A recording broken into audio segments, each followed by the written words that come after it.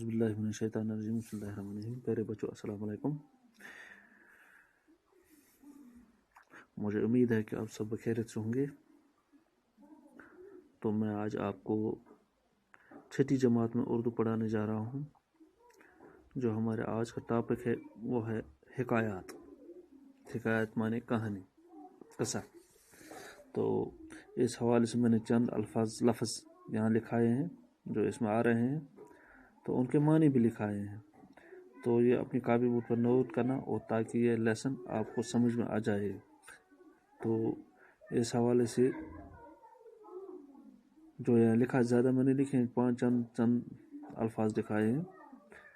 तो फुर्ती, चालाकी, उजाला, रोशनी, नियामत, माल दौलत, तरकीब सूझना, तदबीर सूझना, पुकारना, बुलाना, मुर्दा मरा हुआ, यानी जो मरा हुआ हो। तो इस तरह से हम अपने लेसन की तरफ बढ़ेंगे। तो आप पेज नंबर 85 पर जाइए और वहाँ देखिए हम क्या लेसन देखे, और कहाँ मुश्किलात आई तो मुझे बताना। तो वहाँ हम पढ़ने जा रहे हैं। 2 हकायात। नंबर 1, 2 दोस्त जंगल के रास्ते से गुजर रहे थे। सामने से एक रीछ आता दिखाई दिया। एक दोस्त निहायत फुर्ती से दरख्त पर चढ़ गया। दूसरे को दरख्त पर चढ़ना नहीं आता था।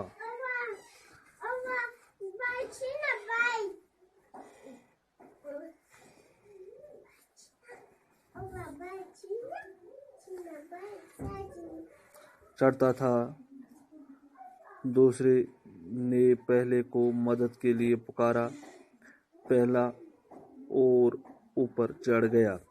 तब दूसरे को एक तरकीब सूझी। वो झट से पेड़ की जड़ के पास लेट गया और सांस रोक ली। रीछ ने आकर उसके मुंह, नाक और कान को सूंघा और मुर्दा समझकर आगे बढ़ गया।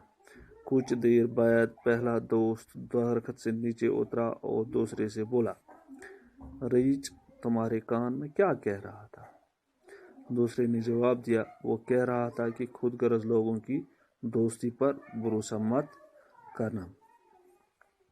बेटो, लिखने के लिए वाले का मतलब यह है कि 2 दोस्त एक ही जंगल के रास्ते से गुजर रहे थे। सामने से एक रीछ दिखाई दिया।